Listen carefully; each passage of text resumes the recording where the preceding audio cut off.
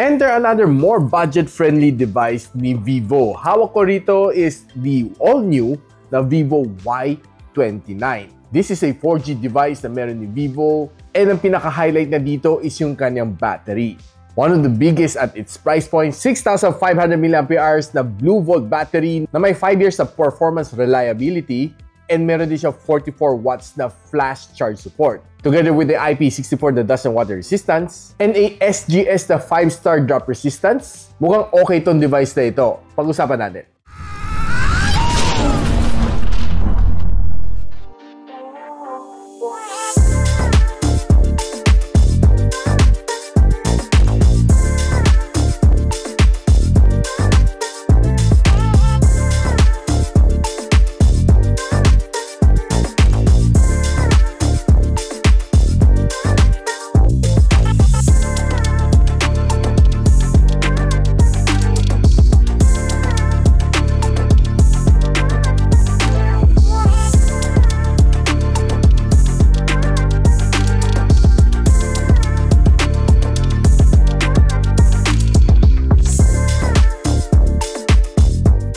Now, itong Vivo Y29 na may 8 gigs of RAM and 128 gigs of storage will be priced at 8,999, and ang kanyang higher variant na 8256 will be priced at 10,999.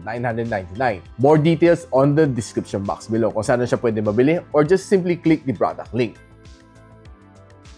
Now, one of the first things na magugustuhan mo dito sa kanya is yung kanyang likod. I simply love yung kanyang color dito sa likod. Pag tinignan mo, may pagka-pearl white finish. Though medyo shiny siya and it attracts a lot of fingerprints, pero yung ganda ng color na dito sa likod is really very premium. Mukha siya yung mamahaling na marble na nilagay dito sa likod, and pwede mong pagkamalan to na roughly nasa 20,000 pesos na smartphone. Okay din ang kanyang camera design, which is not so bad, a unique design on its own, and hindi rin siya makapal ang kanyang umbok. Plastic side frames na shiny, so expect na marami rin fingerprints. And good news, expandable din siya. This is a hybrid na slot, so you either can go for 2 nano SIM or isang micro SD card plus isang nano SIM. One of the things na mapapansin mo sa kanya is medyo makapal ang kanyang bezel and makapal din ang kanyang baba, and ang punch hole sa kanyang front-facing camera is quite big also. Now, one of the features na hina-highlight ni Vivo dito sa Y29 niya is that meron siyang circle to search. All you need to do is just tap yung kanyang bar dito sa ilalim, i-circle mo lang to, and isi-search ni Google para sa'yo. You know, this image display different types of noodles. Yan. Ayos, diba? And another thing dito is that meron siyang AI erase. Now, yan, natuturo na sa'yo, pwede ka mag-erase dito kung anong gusto mo. Gusto ko i-erase to. Yan, diba? Intelligent erase siya. Ay no, nawala siya guys. Oh. And maganda dito sa kanya, pulido ang kanyang pagka-erase dito sa kanya. Making looking good na parang dalagang non-existent talaga siya. Yan, oh. Kung gusto mo i-save siya, just check and just save. It will save on a new, as a new photo. This is yung kanyang original, and this is the photo na nawala na siya. And another thing is that pwede ka rin mag-photo enhancement dito. Pagpasok mo sa photo, pinod ka ng repair, AI Photo Enhance. Medyo mas nag-optimize na ng konti yung mukha ko, though medyo mas naging mas artificial konti ang mukha ko. Ayan na. Mas nag-beautify lang siya. Pinaganda lang niya, basically. Pag ito naman, i-try din uli natin. So, edit, repair, AI Photo Enhance. Ayan.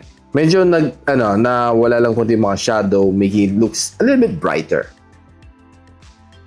Now, this phone is being powered by the overly used, overly reliable na Snapdragon 685. I know na sobrang niyang reliable, kaya siguro yun ang ginamit na dito sa phone na ito. Giving me a 332,000 points dito sa Antutu benchmark, 140 loop score, and 97% kanyang stability sa Wildlife Extreme. Ito ang score na kuha ko dito sa Geekbench sa kanyang CPU benchmark. Ito sa kanyang GPU benchmarking. Looking good ang kanyang thermals naman, and it throttled to 84% na kanyang best performance. One of the things na magugustuhan mo dito sa kanya is malaki ang kanyang battery. Though it's a little bit heavy at 209 grams, yung technology na ginagamit na dito is still lithium-ion, and this one can support up to 44 watts na Vivo flash charge. Mabilis naman ang kanyang charging, so wala kang maging problema dito. And ang promise ni Vivo naman na yung kanyang Blue Bolt battery dito sa loob can give you up to 5 years na reliability. It's a good start, but it has yet to be tested. Now, one of the things naman na gusto ko dito sa kanya is that matagal ang kanyang battery. Makunat naman siya, can last you for roughly mga 2 days or 2 days and a half. Depende sa inyong usage, no? For me, nung normal usage ko, ginamit ko as my daily driver, tumagal naman siya na more than 2 days. And nung sinalang ko naman to sa PCMark na battery stress test, under 50% brightness and 60 Hz screen refresh rate, 25 hours and 23 minutes ang kanyang nakuwang screen on time. Kunat! This one is a 6.68-inch na IPS LCD na may 120 Hz of screen refresh rate and kanyang max brightness is 1000 nits. This is being protected by a shot glass. And meron din siya IP64 na dust and water resistance. Military standard 810H din compliant, and it has a certain degree of drop resistance as well. And by the way, this one is running FunTouch OS 15 inside Android version 15. Now, one of the things naman na magusto mo naman dito sa kanya, if you're browsing on your favorite socials, sa mga shorts, sa mga reels, okay naman siya with your swiping naman dito sa kanya. As long as you have a good, reliable internet connection, wala ka naman maging problema dito sa swiping on your socials. And if you're watching your favorite shows naman dito like NBA basketball dahil playoffs or just simply watching your favorite K-drama, ma-enjoy mo rin dito sa phone na ito dahil maganda naman kanyang display. Not as good as yung mga AMOLED display, but I would say the display is quite good at its price point. Now, one of the good things na nagustuhan ko rin dito is meron siyang dual stereo speakers and it can tune up to 400 times ng kanyang maximum volume. Ang tawag niya dyan is a audio booster. So, let's check it out kung talagang malakas nga ba. So, pakita ko lang sa inyo guys, no? Yan, 400%. Tara, patugtog tayo.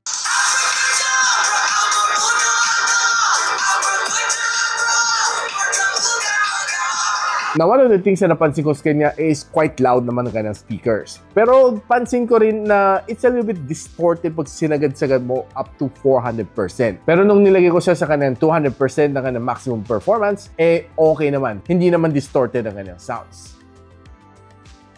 Now, I did play 2 games on this phone. I played Call of Duty Mobile and Honor of Kings. Pagdating sa Call of Duty Mobile, nilagyan natin sa high frame rates and low graphical settings. Okay naman ang gameplay, no? Though there are times na mafe-feel mo there's quite some frame drops along the way dahil this is just a Snapdragon 685. But nevertheless, I was able to finish the game several times. Okay naman ang kanyang gameplay. Just that there are some minor frame drops na kailangan mo talaga pagtsagaan. One of the good things dito sa kanya is malakas ang kanyang sounds, and one of the other things na nagustuhan dito is mabilis naman kanyang touch response. Overall, the gameplay was quite good. And this one heated up to 36 degrees Celsius, which is quite okay. Pagdating sa Honor of Kings, wala rin yung mga naging problema dito sa gameplay niya dahil smooth naman ang aking gameplay. And the other thing na napansin ko dito sa kanya is that wala akong masyado na feel na frame drops kanya. Surprisingly for a 685 dahil hindi naman masyado resource hog ang Honor of Kings. Overall, the gameplay was nice and satisfactory. The touch response is fast, and one thing na nagustuhan ko rin dito sa kanya is hindi siya mainit. And another thing is that quite loud yung kanang sounds. Pinakamainin na inabot ko is also 36 degrees Celsius after 30 minutes of gameplay.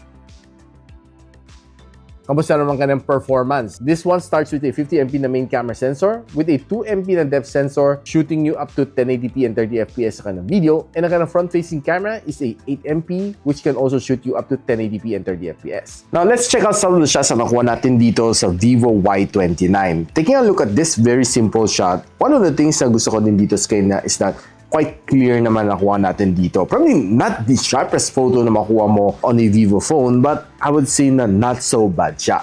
Looking at the details dito sa cloud and preserve na preserve, and looking at yung details dito sa building, and not so bad ang capture dito sa Y29.